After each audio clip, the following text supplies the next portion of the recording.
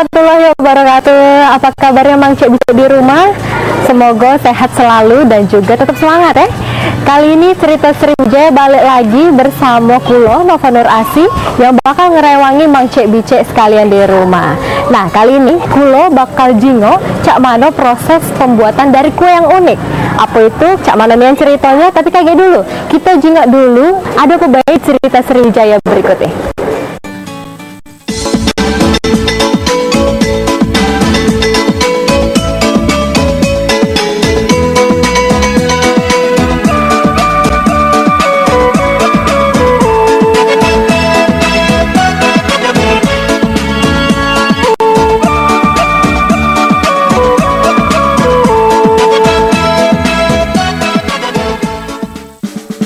Mang Cek Bicek di rumah kali ini Kulo lado dabo rumah salah rikok pembuat pancake durian. Nah, kita panggil dulu ya Mang Cek Bicek ya.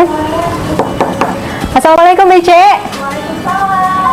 Nah, ada ini tuan rumahnya. Nah, kita bakal cerita-cerita dan jinggok cak mana proses pembuatan pancake durian. Tapi sebelum Cek Bicek di rumah, Kulo nak ngajak Mang Cek Bicek untuk berkunjung ke Kabupaten Lahat. Kita jinggok dulu liputannya berikut ini.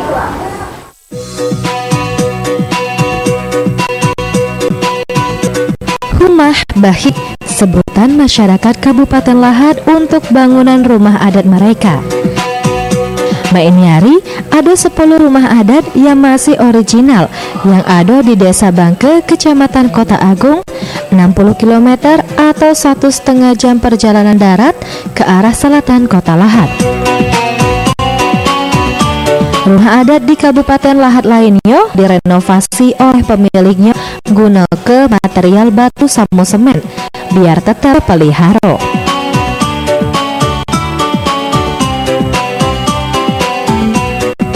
Merhati ke perubahan bentuk rumah adat, salah satu pemerhati wisata Lahat, Mario, ngungkap ke kalau pemerintah daerah seharusnya jadi ke rumah adat sebagai cagar budaya kabupaten dan provinsi, biar pacak jadi wisata budaya adat Lahat.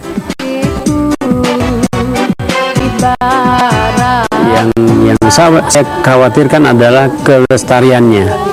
Karena dari beberapa rumah adat yang sekarang sudah tidak original lagi atau tidak asli lagi dan berubah bentuk, ya berubah bentuk, sudah ada penambahan unsur-unsur modern. Nah, seharusnya pemerintah melakukan tindakan-tindakan atau upaya-upaya pelestarian. Yang pertama adalah yang harus dilakukan sesuai dengan Undang Pariwisata. Pemerintah harus menetapkan rumah adat ini menjadi benda cagar budaya kabupaten. Dan nantinya benda cagar budaya kabupaten ini bisa diusulkan menjadi benda cagar budaya provinsi, bahkan menjadi benda cagar budaya nasional. Nah, kalau sudah dilakukan upaya pelestarian ini, lebih jauh lagi bisa dikembangkan menjadi destinasi wisata. Bangunan rumah adat Lahat berumur 250 tahun dengan ukuran tiang kolom penyangga rumah berdiameter 80 cm. Terus, sistem sambungan kolom balok bangunan ini katik sikok pun yang guna ke paku.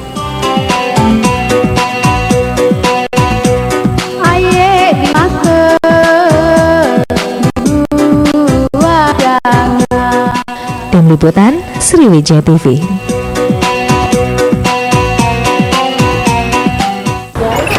Halo Mbak. Mbak, Mbak Nova ya? Iya. Silakan masuk Mbak. Ya, makasih Mbak.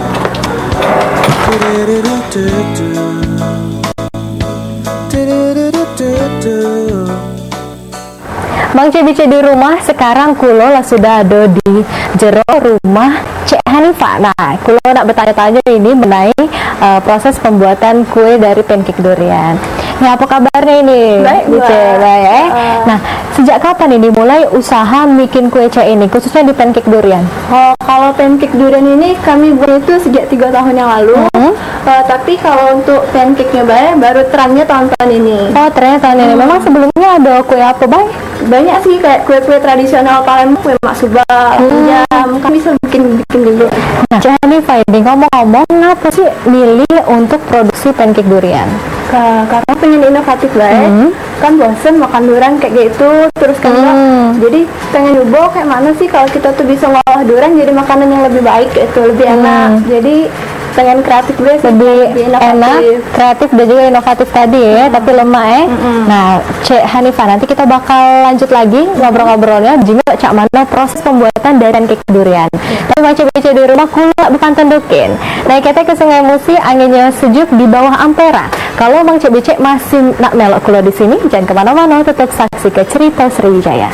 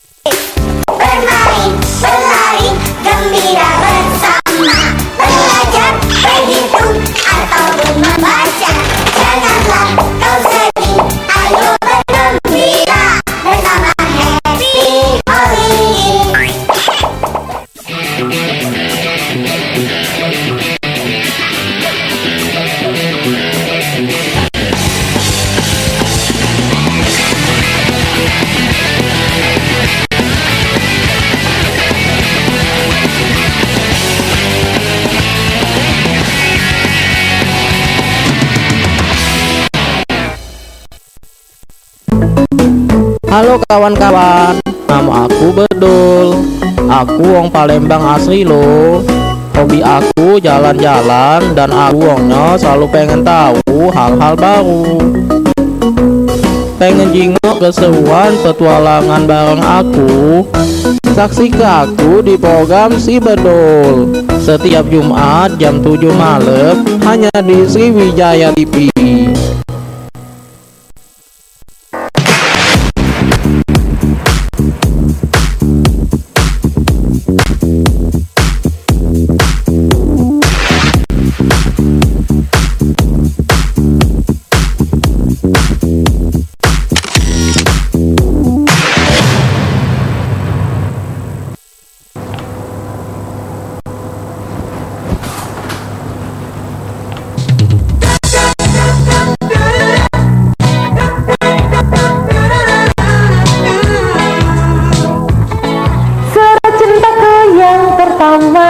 Membikin hatiku berlomba seperti melodi yang indah, entah kata cintanya padaku.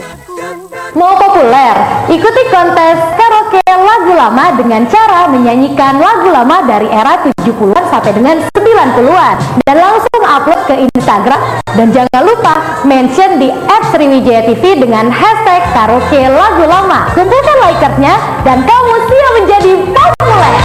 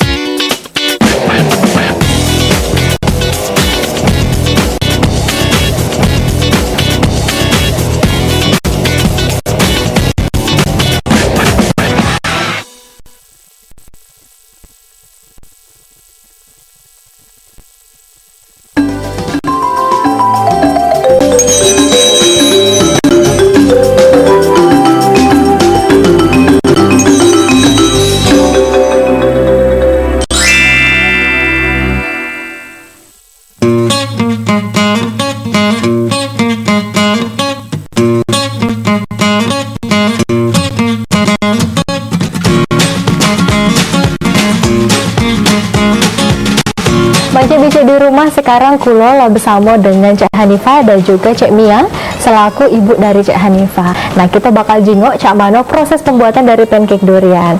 Cek Hanifah, Cek Mia ini ngomong-ngomong bahan-bahannya apa, Teh? Terutama durian, sama whipping cream, mentega, gula, pakai garam, telur, Sama susu ini susu cair deh. Oke, nah kalau untuk pembuatan pertamanya nih Cak Mano, kita langsung deh. Yang lebih masternya sama ibu. Sama ibu, ya, nah Cak Mano lebih banyak. Pecahin telur ini, telurnya dulu dipecahin. Coba teman. dicampur sama gula. Gulanya ini berapa sendok ini? Ini ukurannya 50 gram. Sama apa lagi? Terus dimasukin garam Garam dikit, Oh, dikit deh. buat diimbangi deh biar tidak terlalu manis kan, biar ada gemuk-gemuknya dikit. Ayo, pertamanya kita harus cairin mentega dulu biar tidak terlalu hangat. telurnya dikocok sama gula tadi, Diaduk. diaduk, masukin gendong. Masukin langsung aja gendumnya. Ini kira-kira berapa banyak gendumnya? Gendongnya setengah. Seon setengah. Diaduk, Diaduk rata. Terus kayak dikasih susu. dimasukin susu cair. Susu cairnya Mentega. berapa banyak susu cairnya? Sekarang 350. 250 ml. Nah, gitu. Nah, Jennifer, ini kalau untuk modal awal dari usahaku ini, khususnya juga untuk pembuatan pancake durian ini berapa modal awalnya? Modal awal pancake itu tergantung harga duriannya sebenarnya. Jadi kalau duriannya itu lagi musim kan dia harganya murah. Iya. Ada yang 15.000, 20.000 kan. Jadi sekitaran cuma 30 sampai 35. Tapi kalau lagi duriannya tidak musim, bisa sampai 50.000. Oh, kayak itu. Berarti memang tergantung dengan harga durian ini. Durian murah, mahal, kita tetapnya nilainya Tetap jual. Oh, tadi memang sikoknya ini 5.000 sikok pancake ya. Nah, ini kalau untuk omsetnya sendiri kira-kira dapat berapa? Sekitaran 125 sampai 150.000 lah. Lumayan lah ya. Oke, berarti sampai 100-200% ini keuntungannya ya. Nah, Cek Mia, boleh bantu ya? Boleh. Ini terus diaduk. Diaduk terus ditambah pastanya Sama pastanya ini supaya ada warna hijau-hijaunya Tapi kalau warna lain juga bisa ya. terserah sebenarnya, tergantung selera kita. Tergantung selera. Nah, masih di rumah selagi kulon tim Cek Hanifah dan juga Cek Mia bikin pancake durian, kulo ada cerita dari air terjun yang indah nian. Nah, Cak mana yang ceritanya berikut liputannya.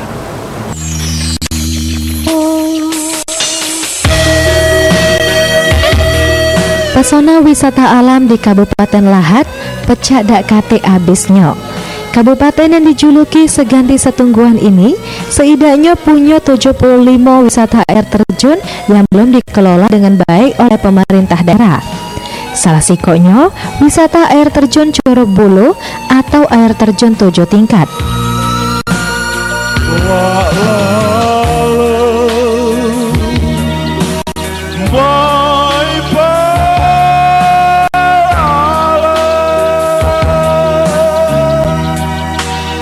Curug Bulu ada di Desa Lubuk Selo, Kecamatan Gumai Ulu, Kabupaten Lahat, sekitar 36 km atau sejam perjalanan ke arah barat daya pusat kota Lahat. Habis itu, para wisatawan harus melanjut ke perjalanan dengan berjalan kaki dan trek nuruni bukit tanah yang gembur. Tapi untuk mudah ke para wisatawan menuju ke lokasi air terjun Curug Bulu, masyarakat setempat lamuat tanggo sederhana dari kayu biar mengurangi resiko tergelincir pas nuruni lembah. Sesuai dengan namanya, mulai dari pegangan tanggo sampai sekitar air terjun, kita pacak nyingok buluh atau bambu yang hiasi tempat wisata ini.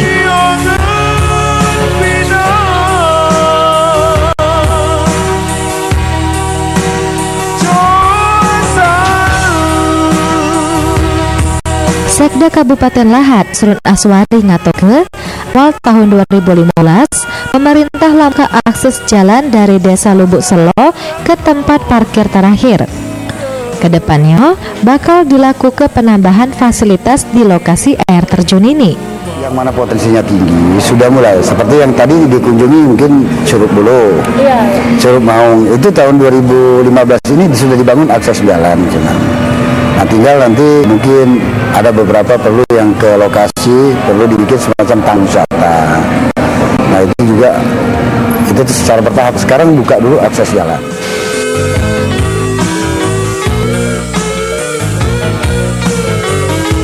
Sampai Maeniari, lah ditemukan dak kurang dari 70 air terjun di Kota Lahat. Tapi medan yang harus dilewati untuk nyangkau air terjun itu masih sulit nian. Tim Liputan Sriwijaya TV.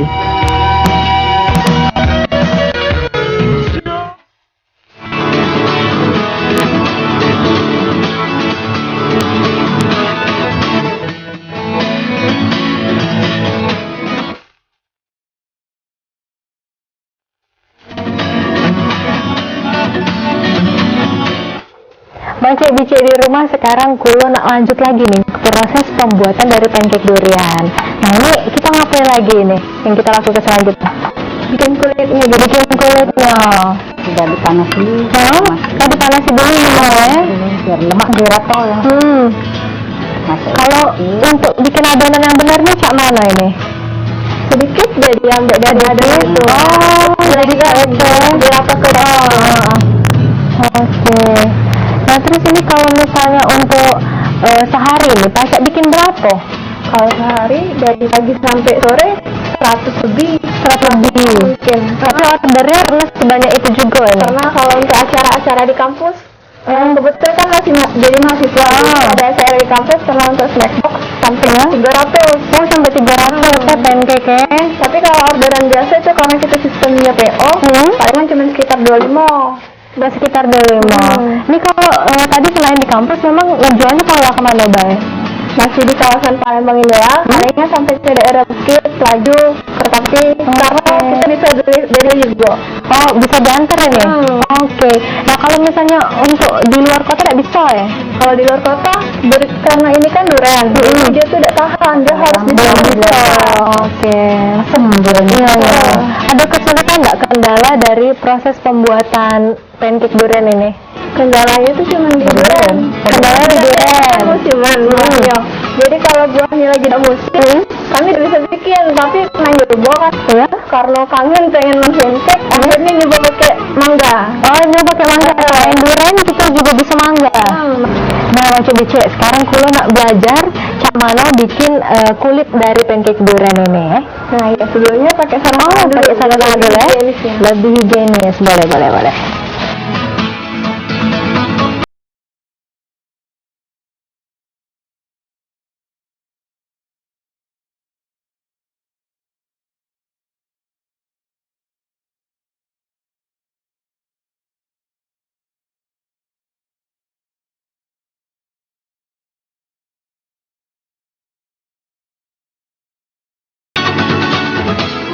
Nah, sekarang kulo nak ngangkat ini kulit pancake-nya.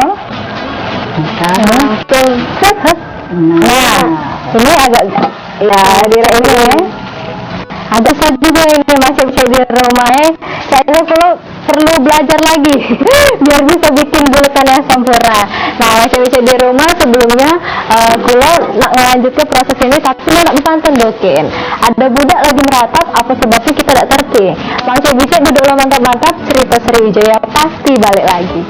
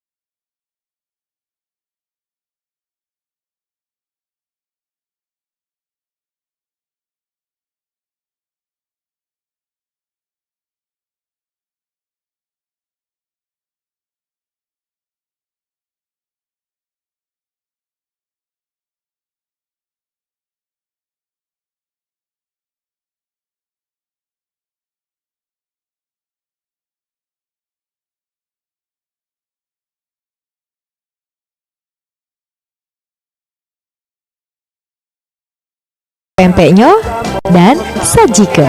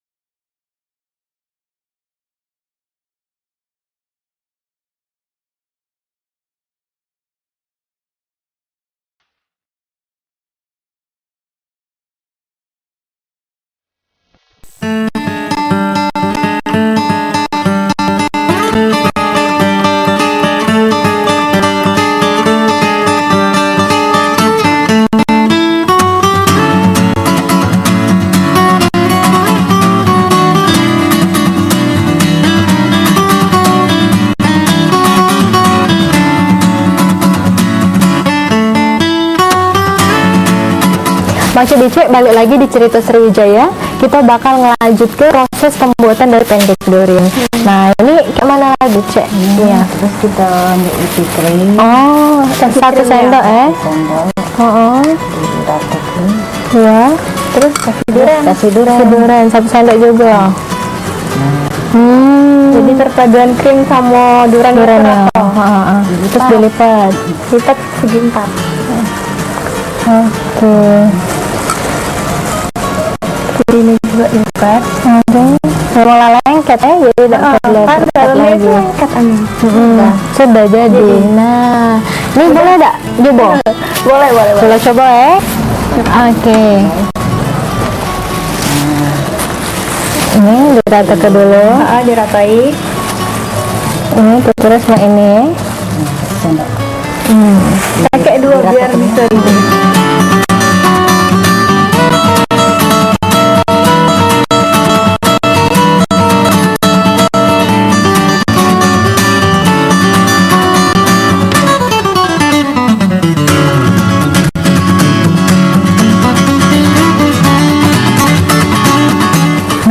Lah jadi siko buatan Cek Nova. Nanti ya. Cek Mia dan juga Cek Anifa ini ada tak harapan pada pemerintah ataupun pihak-pihak lain supaya usaha kita khususnya usaha kuliner ya, kuliner khas daerah ini berkembang? Yang pasti sih buat masyarakat itu kan wong kita galau nih harusnya tuh ini apa lebih peduli sama makanan-makanan khas daerah kita dewek gitu. Karena sekarang ini banyak anak muda yang lebih senang makanan yang dari internasional, Westernisasi. sushi kayak itu. Oke. Jadi kita harusnya kan lebih peduli lah sama makanan kita. Nah, Cek Mia dan juga Cek Anifa ini mau kasih banyak. Cuma di sini lah dapat ilmu banyak ini. Cak Mano cara buat pancake durian. Nah ini semoga memang usahanya dapat berkembang ya. Nah Bang Cek di rumah sebelumnya pula ada cerita ini. Cerita khas dari daerah kita yang hampir punah. Apa Dionian itu kita jengok dulu ceritanya berikut ini. Perahu Bidar merupakan salah satu ciri khas kota Palembang. Sebab perahu ini sering digunakan masyarakat Sumatera Selatan sebagai alat transportasi Sungai Musi.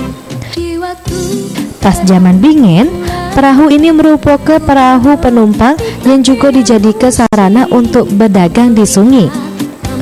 Untuk mengenang kejayaan perahu Bidar pas zaman dingin, biasanya perahu Bidar meriah ke segala acara hari besar di Sumsel. Misalnya hari ulang tahun kota Palembang, hari ulang tahun Sumsel, dan pastinya hari kemerdekaan Indonesia. Tradisi ini jadi keadanya peluang usaha, yaitu usaha buat perahu Bidar. Salah sikonya pembuat perahu Bidar yang ditemui di kawasan 35 Ilir, Tanggo Buntung Palembang, Abdullah Mustafa, ngato ke kalu perahu Bidar lah hampir punah. Olehnya dari tahun 2012 sampai ini hari, pembuatan perahu Bidar belum diproduksi lagi. Nginget bahan baku perahu Bidar tuh dari kayu merawan sama kayu bongur saro dapat kenyo. Apalagi besarnya biaya yang harus dikeluarkan. sekitar 60 juta rupiah untuk produksi Siko perahu bidar baru. Jadinya perahu ini saro diproduksi di Palembang. Mainiari, usaha pembuatan perahu bidar cuma nadapan 5 di wilayah Palembang sama 3 di wilayah Oganilir. Hal ini berbanding terbalik dengan tahun sebelumnya, di mana Siko kampung di beberapa tempat di Palembang pacak membuat perahu bidar. Iya, cuma 5. Sedangkan dulu setiap kampung 1. Nah, berarti bidar kota Palembang ini menjelang kepunahan. Menjelang kepunahan. Ya alasannya karena bahan baku tadi. Bahan bakunya, kedua modal pembuatan. Nah, modal pembuatan. Kalau boleh tahu Mas, modal pembuatan perahu bidar ini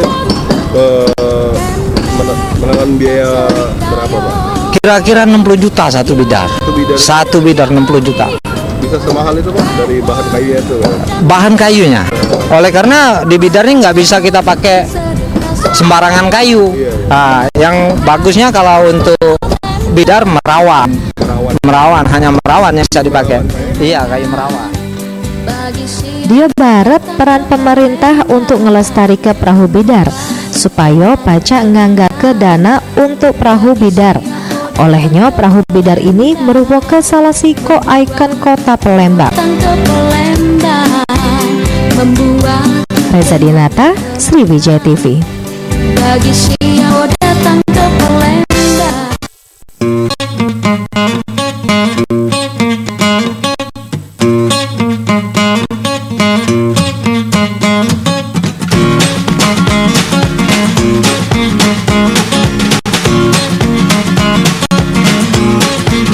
Banyak ini Cek Mia. Sama-sama. Masih banyak juga Cak Diva. Ini juga lah dapat oleh-oleh ini dari Cek Mia dan juga Cak Diva. Pancake durian yang masih segar tentunya. Pamit dulu ya. Assalamualaikum. Nah, Cek Bicik di rumah itu tadi liputan mengenai cara pembuatan pancake durian. Cek Bicik, sebenarnya banyak cara untuk kita ngelestarikan hasil alam dari daerah kita. Pecak durian bisa dijadikan kue yang modern, bukan hanya kue tradisional. Nah, Cek Bicik di rumah juga masih banyak khas daerah kita yang tentunya kita harus lestarikan, tentunya juga hasil karya wong kita. Cek Bicik di rumah, kulo nak berpantun dokin. Muat cukup tak payah, cabai rawit sama gula batu. Jangan lupa, mau kasih banyak sudah nyaksi ke cerita Sriwijaya. Moga-moga bermanfaat untuk kita galau. Nah, bagi macam-macam di rumah yang nak ngirim ke pantun ataupun berita liputan yang unik, kirim ke baik ke alamat di bawah ini. Nah, macam-macam di rumah, kulo Nova Nur Asi pamit dulu dan kita bakal cerita Sriwijaya bakal balik lagi minggu depan. Wassalamualaikum warahmatullahi wabarakatuh.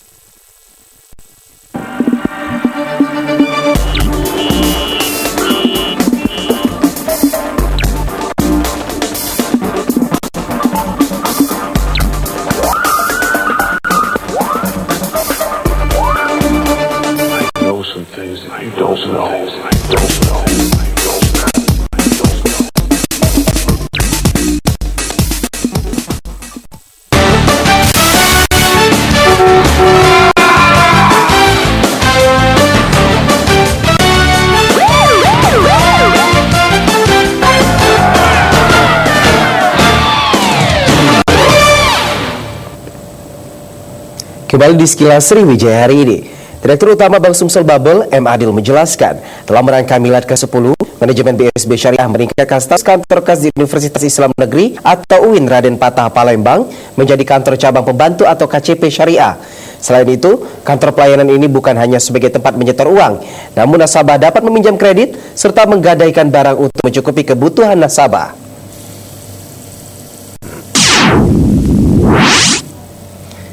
Sebelum dilakukan revitalisasi Pasar Cinde menjadi pasar modern yang terintegrasi dengan LRT, Pemprov Sumsel, Pemkot Palembang, dan investor akan melakukan pendataan berapa banyak jumlah kios dan pedagang yang akan direlokasi. Sementara untuk tempat relokasi para pedagang, pemerintah telah memilih kawasan X Cineplex.